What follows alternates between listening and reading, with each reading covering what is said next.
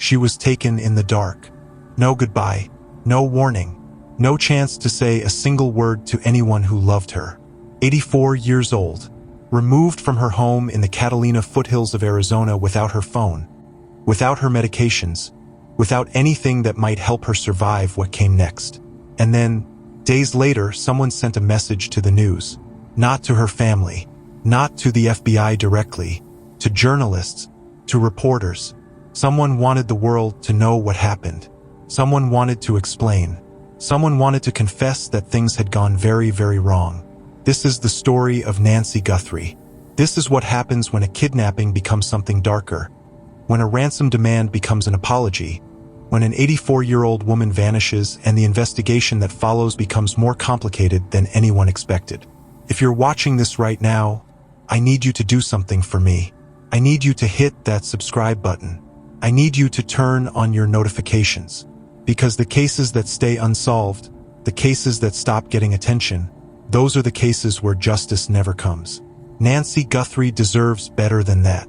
Her family deserves better than that. And you deserve to know the full story of what really happened. So subscribe, turn on notifications, and if you know anything about what happened to Nancy Guthrie, if you have information that could help solve this case, stay with me through this entire video. At the end, I'm going to give you exactly how to reach the FBI, because somewhere out there, someone knows something, and that someone might be watching right now. Let me take you back to the beginning. Let me tell you about the morning that changed everything for one of the most prominent families in American television. The date was February 1st, 2026. It was early morning, the kind of early morning when most people are still asleep, when the world is quiet, when no one is watching. Nancy Guthrie was in her home in the Catalina foothills, an area just northeast of Tucson, Arizona. This is not a place where you expect a kidnapping to occur. The Catalina foothills is an area of wealth. It's an area where people have built lives of relative security and relative peace. The homes there are set apart from one another. There's space between the properties. There's the kind of isolation that comes with having money enough to buy privacy. But isolation works both ways. It works for the people who live there, allowing them to conduct their lives away from prying eyes. And it works for people who want to take someone without being seen, without being heard, without leaving any trace of evidence that might immediately point investigators toward who they are. Nancy Guthrie was taken from her home early that morning. We don't know exactly how it happened. We don't know if there was a struggle. We don't know if she was threatened or if something else occurred that led to her being removed from her house and taken to somewhere else entirely. What we do know is that whoever took her made sure she had nothing that would help her. She had no phone. She had no way to call for help. She had no way to reach out to anyone and tell them where she was or what was happening to her. And she had no medications. This detail matters. Nancy Guthrie was 84 years old. 84-year-old people generally take medications for various conditions. They need those medications. They depend on them. The fact that whoever took Nancy Guthrie made certain she didn't have them suggests something calculated about the abduction. It suggests planning. It suggests that someone knew enough about Nancy Guthrie's situation to understand that taking her without her medications would put her at risk. But here's where the story becomes something more than just a kidnapping. Here's where things start to fracture and become complicated. Days after Nancy Guthrie disappeared, messages started arriving at news outlets in Tucson, Arizona. Not just one message, multiple messages. And these were not ordinary messages. These were encrypted communications. These were messages that came through secure servers designed specifically to hide the identity of whoever sent them. These were messages from someone who knew what they had done and wanted to explain it. The first message was a ransom demand. It was specific. It asked for millions of dollars. Now think about that for a moment. Millions of dollars. That's not a small amount of money. That's not something that most families can simply produce. That's not a number that someone arrives at without knowing something about the target they've taken. Whoever wrote that first ransom note knew something about Nancy Guthrie and about her family. They knew something about financial resources. They knew something that made them believe that millions of dollars could actually be obtained.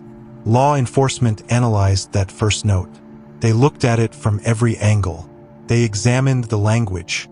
They examined the way it was constructed. They examined what knowledge it contained. And they came to a conclusion. This note was legitimate. This was not someone playing a prank. This was not someone making a false claim about a missing person they had no connection to. This was genuine communication from someone who actually had taken Nancy Guthrie.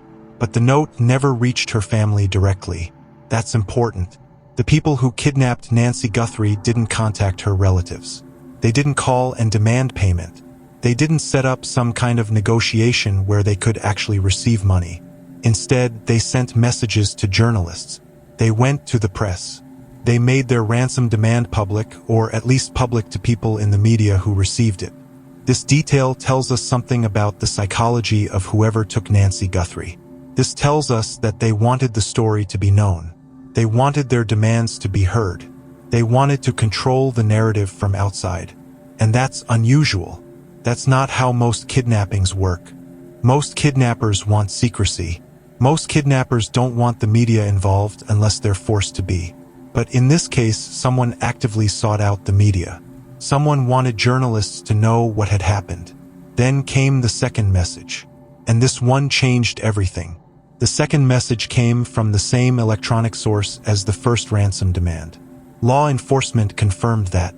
It was the same person or the same group. But it didn't come from the exact same IP address. The sender had taken precautions. They had used a different pathway to send the second message, though they had used the same type of secure server to hide their location. This shows sophistication. This shows someone who understands technology.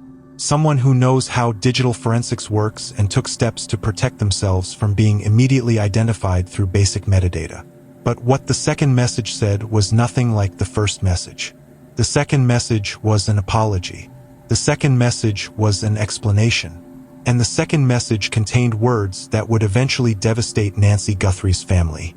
The sender wrote that the kidnapping was not supposed to end this way. The sender wrote that things went wrong. The sender wrote that in the course of the kidnapping, in the process of taking Nancy Guthrie and holding her, something happened. Something that was not planned. Something that was not intended. Nancy Guthrie died. Think about what that means. Think about what law enforcement had to understand when they read those words. The person they were looking for was no longer involved in a kidnapping of a living person. The person they were looking for was involved in a death. Whether that death was intentional or accidental, whether it resulted from Nancy Guthrie's age and her lack of medications, whether it happened because of something the kidnappers did or something that occurred beyond their control, the outcome was the same. Nancy Guthrie was dead. And someone, somewhere, had decided that the appropriate way to communicate this fact was through an encrypted message to the news media. Not a confession to police. Not a message to the family explaining what had happened. A message to journalists. A message designed to be heard by the public. The tone of that second message was vastly different from the first. John Miller, who is CNN's chief law enforcement and intelligence analyst, explained this on the air. He said the second note had a very different tone from the first note. The first note was a business communication. It made demands. It laid out terms. It presented itself as a negotiation. The second note was personal. It was emotional. It was someone trying to explain themselves.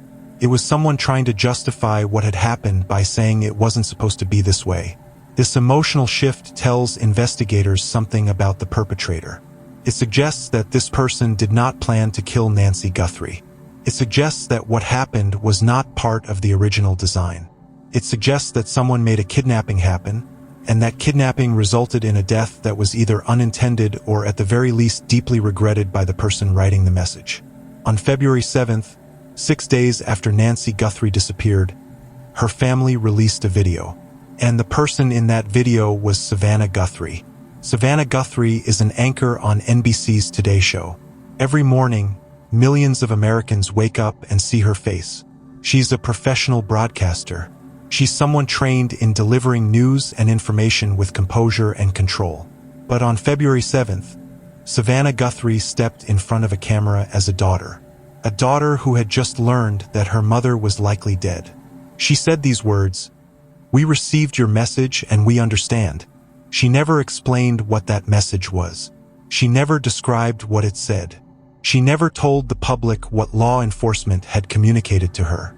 She simply acknowledged that the message had been received, that there was an understanding, and then she stepped back into her life. But here's what most of the public didn't know at that time. Here's what law enforcement had not released.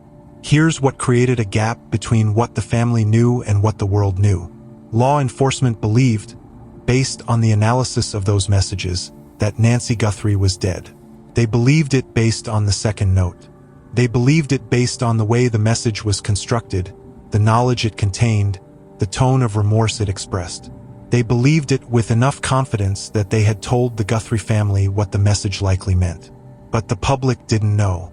The public was still operating under the assumption that there was hope, that there was still a possibility that Nancy Guthrie was alive somewhere, that she could be rescued, that she could be brought home. And Savannah Guthrie's video, with its cryptic reference to a message the public had no idea existed, simply deepened the mystery. This is where the investigation becomes something more than just trying to solve a crime. This is where it becomes about managing information.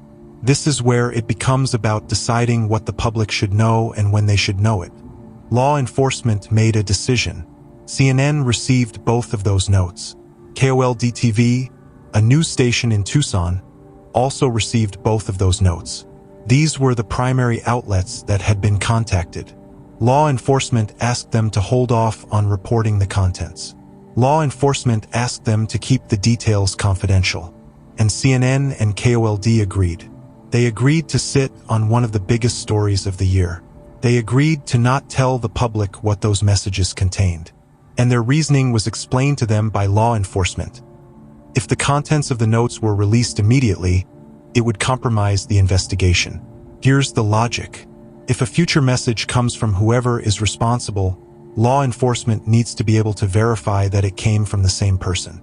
They need to be able to check specific details in the new message against specific details in the original notes. They need to be able to authenticate that they're talking to the same person who took Nancy Guthrie. If everyone in the world knows what the original note said, if the details are public, then anyone could write a message claiming to be the perpetrator and include details that they read from news coverage. The investigation would lose the ability to authenticate communications. That's a legitimate investigative concern. That's a reason that makes sense for holding back information. But there was another reason, and this is where things get darker. This is where we see the mechanism of how modern criminal investigation actually works, not in theory but in practice. Law enforcement believed that if the public learned Nancy Guthrie was dead, if they understood that the kidnapping had ended in death, the public would lose interest. The public would think, well, she's gone. There's nothing that can be done. Why continue to pay attention to this case? And without public attention, without public engagement, without the possibility that someone out there might call in a tip, the investigation would suffer. Leads would dry up. Tips would stop coming in. The case would go cold. So law enforcement made a strategic decision. They decided to let the public believe that Nancy Guthrie might still be alive. They let Savannah Guthrie make emotional pleas for her mother's safe return while knowing, because law enforcement had told them, that safe return was no longer possible. They maintained the pretense of hope while investigating a probable death. This is not necessarily wrong. This is how criminal investigation works in the real world. It's not always transparent. It's not always honest with the public in the way we might want it to be. But it is strategic. It is designed with a particular outcome in mind. And the outcome that law enforcement was hoping for was that people would stay engaged. People would keep calling in tips. People would keep thinking about the case. People would keep looking for Nancy Guthrie because they didn't know she was probably dead. For weeks, this worked. The strategy worked. The public remained engaged. The case stayed in the news. Then, in recent days, the strategy collapsed. Other news outlets started publishing. Airmail published details of the notes. NBC News published information about what the messages said. ABC News started reporting on the second note's contents. And suddenly, the public knew what law enforcement had tried to keep secret. Suddenly, everyone understood that Nancy Guthrie was believed to be dead. Suddenly, The carefully controlled release of information was no longer under anyone's control. KOLD-TV, the Tucson station that had held the information in confidence, released a statement. Mary Coleman, speaking for the station, said that they had held off on sharing the contents because they wanted no part in compromising the investigation and out of respect for the family. She said that initial reluctance had not changed, but she also acknowledged that some of the alleged content was now circulating. Other outlets had already published. The cat was out of the bag. And here's the interesting part. Once the information was out there, once the public knew what had been hidden from them, investigators realized something. They realized that maybe releasing the information could actually help the investigation. The situation at TMZ raised another question, too. If someone was sending emails claiming to have information about Nancy Guthrie's whereabouts, were these the same people who had taken her? Or were these different people who either had genuine knowledge or were trying to capitalize on a high-profile missing persons case? The investigation had to contend with multiple versions of communication. Messages to CNN, messages to KOLD-TV, messages to TMZ. Were they all from the same person? Or were there multiple parties, multiple actors, multiple people trying to control the narrative in different ways? These are the complications that exist within the investigation. These are the gaps between certainty and speculation.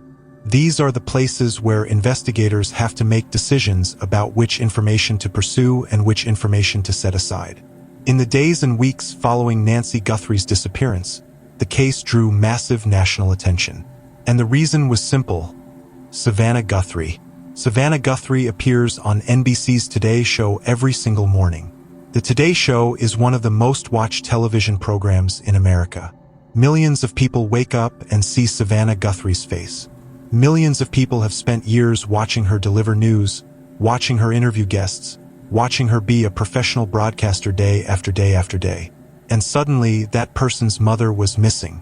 Suddenly, that professional television personality was dealing with a real-world tragedy while still showing up to work every morning. It's a collision of the personal and the public. It's a situation where the professional life and the private life become impossible to separate. When Savannah Guthrie made her plea from the Today Show set, asking people to help find her mother, she was speaking to an audience that knew her. She was speaking to people who had invited her into their homes through a television screen for years. The power of that moment was magnified by who she is and what platform she has. Please, if you're watching, no matter how small the reward is there, you can tell us, Savannah Guthrie said. It can be anonymous. We love our mom and will never stop looking for her. Never. Those words were spoken while law enforcement believed Nancy Guthrie was already dead. Those words were spoken after the second note. Those words were spoken after investigators had come to the conclusion that they were no longer searching for a rescue but for remains, for evidence, for answers to questions about what had happened to an 84-year-old woman. The Pima County Sheriff's Department, which led the investigation from the beginning, told CNN that the case remained active and ongoing. 5 months after Nancy Guthrie disappeared, 5 months after the encrypted messages arrived at news outlets, 5 months after Savannah Guthrie made her emotional plea, the investigation was still moving forward. But what does an active investigation look like when the victim is believed to be dead? It looks like searching for remains. It looks like analyzing digital communications. It looks like trying to identify whoever took Nancy Guthrie from her home. It looks like waiting for tips, for leads, for someone to finally come forward and say what they know. The FBI, which had jurisdiction over certain aspects of the case including interstate kidnapping and electronic communications, maintained silence. The Phoenix FBI did not respond to CNN's request for comment about the ransom notes or developments in the case. The federal agency was not talking publicly. They were not offering information. They were maintaining the kind of secrecy that federal law enforcement typically maintains in ongoing investigations. But the silence is itself a form of communication. The silence tells you that there are aspects of this case that law enforcement believes must remain confidential. It tells you that there is information that investigators do not want to release. It tells you that there is a strategy being pursued, and that strategy includes not explaining that strategy to the public. 5. And in all of that time, no arrest had been made. No body had been identified. No definitive answer had been provided about what happened to Nancy Guthrie or where she is. Think about that. Think about the fact that someone took Nancy Guthrie from her home. Think about the fact that someone had access to her home. Someone was able to remove an 84-year-old woman from a house in the Catalina foothills without being seen, without being heard, without leaving evidence that immediately pointed investigators toward their identity. Someone took her. Someone kept her. Someone's involvement resulted, directly or indirectly, in her death. And months later, that person is still out there. Or those people.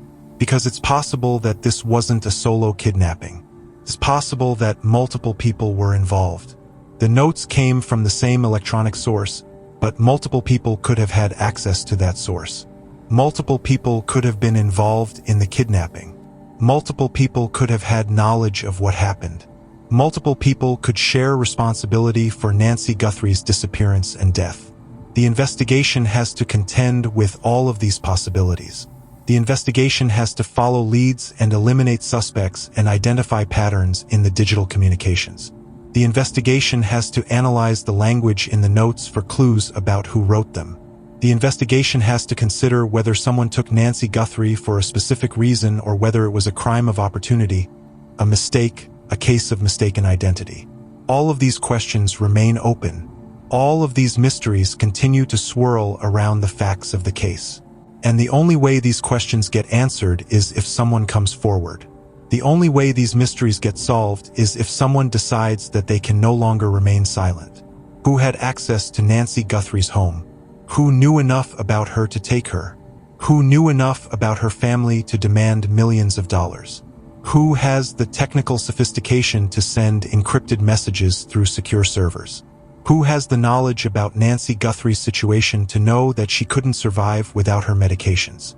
These are investigative questions. These are the questions that law enforcement is asking. These are the questions that remain unanswered. The investigation exists within a particular kind of darkness. There are facts that law enforcement knows but hasn't released. There is analysis that investigators have conducted that they haven't shared with the public. There is a complete picture that exists somewhere within law enforcement agencies, a picture that includes details, timelines, and evidence that no one outside those agencies has been allowed to see. And the public is left to work with fragments. The public is left with the notes that have been leaked. The public is left with the official statements about the case remaining active and ongoing. The public is left with uncertainty. Nancy Guthrie was living a quiet life before her disappearance. She was not a public figure. She was not someone whose name would have been recognized on the street or in national news. She was someone's mother. She was someone's grandmother, perhaps. She was someone who deserved to live out her 84 years in peace, in security, in the knowledge that she was safe in her own home. But that safety was violated. That security was broken. And someone, somewhere, was responsible for that violation. The world that Nancy Guthrie inhabited before February 1st, 2026, was one of relative wealth and relative obscurity.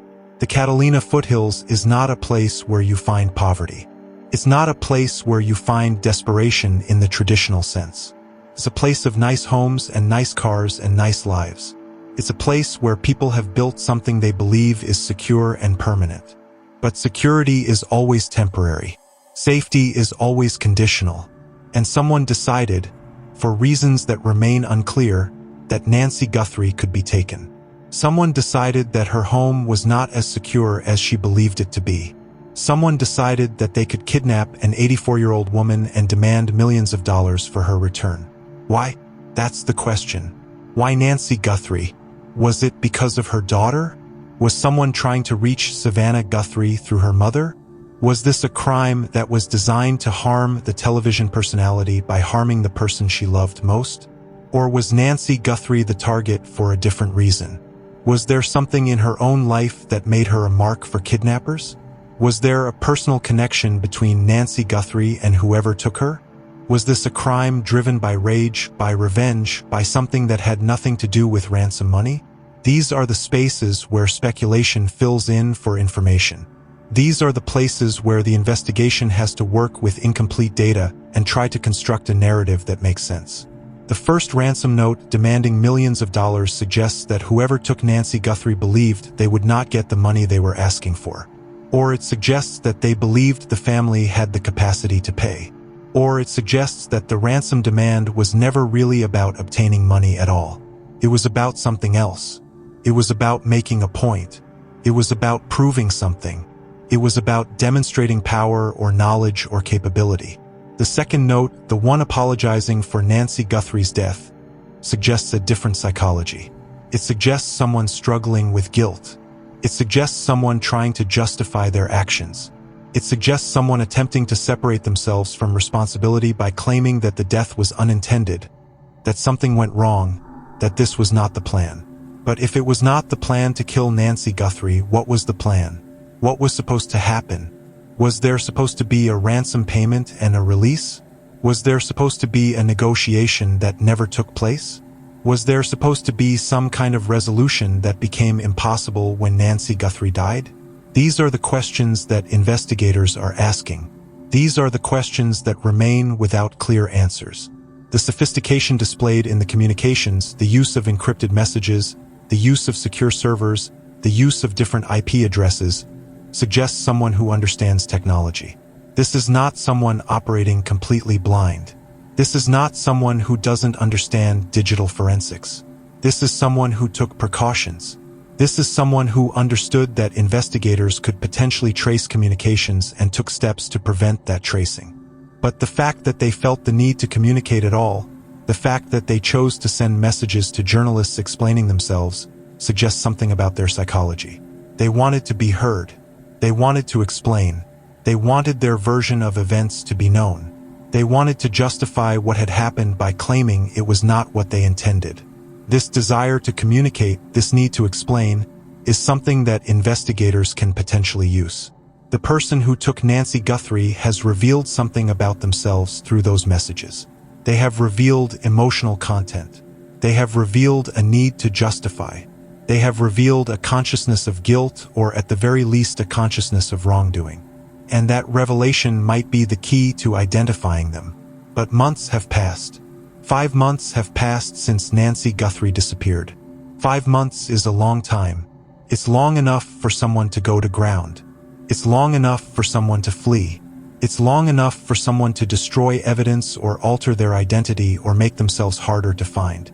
The longer an investigation goes without an arrest, the harder it becomes to make that arrest. The longer a crime remains unsolved, the colder the trail becomes. And yet the investigation remains active and ongoing. The Pima County Sheriff's Department told CNN that they have not given up. Law enforcement has not decided that this case is too old, too stale, too difficult to solve. The investigation continues because Nancy Guthrie deserves answers. Her family deserves answers. And the public deserves to know what happened to an 84-year-old woman who was taken from her home in the Catalina foothills. The question now becomes, who knows something? Who has information that could move this investigation forward? Who has been living with the weight of knowledge, trying to decide whether to come forward, wondering if they should contact law enforcement, worrying about the consequences if they do? That person is out there. That person is listening to this. That person knows something about Nancy Guthrie's disappearance. That person knows something about the people involved. That person has information that could solve this case. Maybe they were close to the perpetrator. Maybe they are family. Maybe they are a friend. Maybe they overheard a conversation. Maybe they witnessed something unusual. Maybe they have pieced together information from different sources and now understand the significance of what they know. Whatever the case, that person has information. And that information matters. The choice to come forward is not an easy one. Coming forward means getting involved in a criminal investigation. Coming forward means possibly testifying in court. Coming forward means putting yourself in the middle of something that could be dangerous, that could be difficult, that could change your life in unexpected ways. Coming forward means doing the right thing even when the right thing is hard. But Nancy Guthrie's family is waiting. Savannah Guthrie, who appears on the Today Show every morning, who conducts interviews and delivers news and performs her job with professionalism even as she carries the burden of her mother's disappearance, is waiting for answers. Her family is waiting.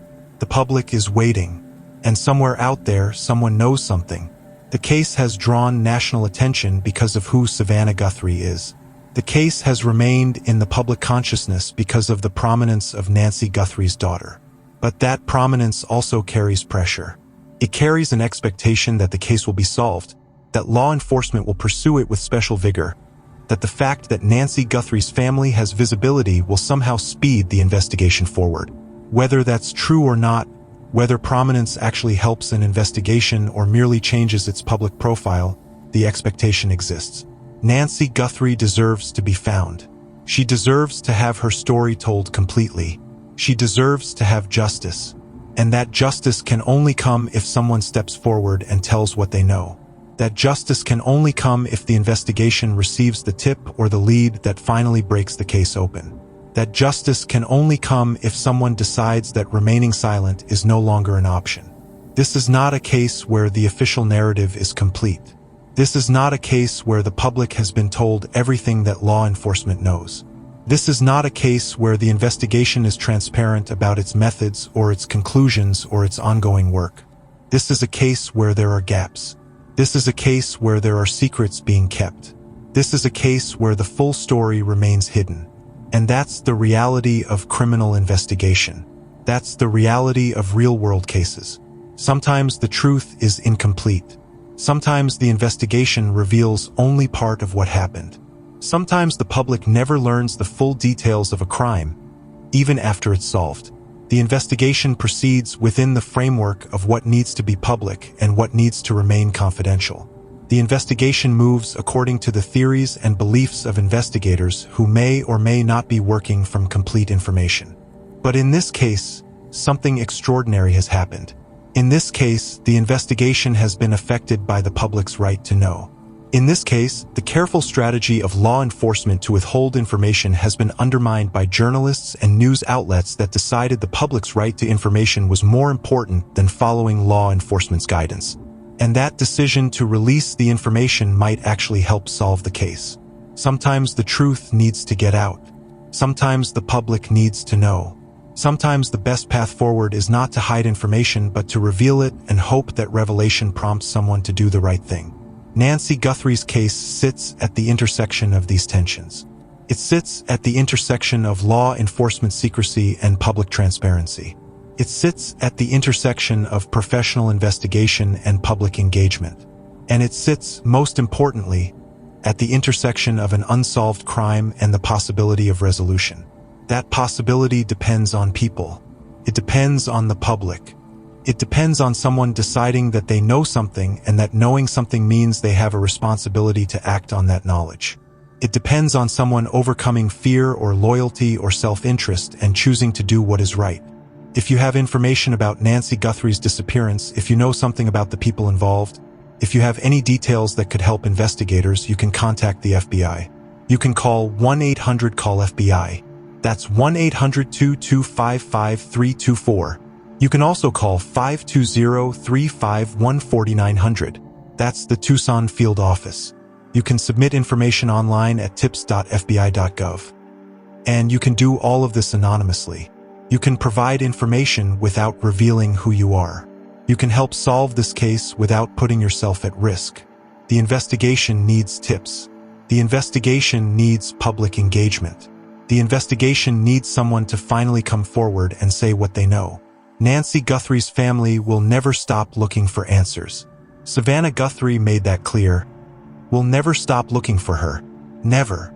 That commitment, that refusal to accept that her mother's disappearance will remain unsolved, is what keeps a case alive.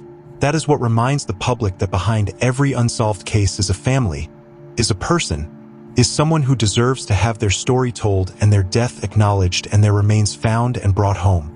Nancy Guthrie was 84 years old. She had lived a full life. She had a daughter who was prominent and successful and loved by millions of people through her work on national television. She had family who cares deeply about her. She had a life in the Catalina foothills that she was entitled to live in peace and security. She was taken from that peace. She was taken from that security. And she was never brought home. This is the story of what happened. This is the case that remains unsolved. This is the mystery that law enforcement is still investigating. This is the tragedy that continues to unfold. Make sure you subscribe to Cold Case History Report. Make sure you turn on your notifications so you don't miss any new cases. Make sure you share this video with people who might know something about Nancy Guthrie, because the case remains open, because the investigation continues, because somewhere out there, someone knows what really happened on February 1st, 2026, when Nancy Guthrie disappeared from her home in the Catalina foothills. And if that someone is watching right now, if you are the person who knows something, if you are the person who has information that could solve this case, then take the next step. Make the call. Provide the information. Help bring Nancy Guthrie home. Help bring answers to her family. Help bring justice to a case that has remained unsolved for 5 months. Because justice delayed is justice incomplete. And Nancy Guthrie deserves more than that. She deserves to be found. She deserves to be remembered. She deserves to have the truth finally revealed.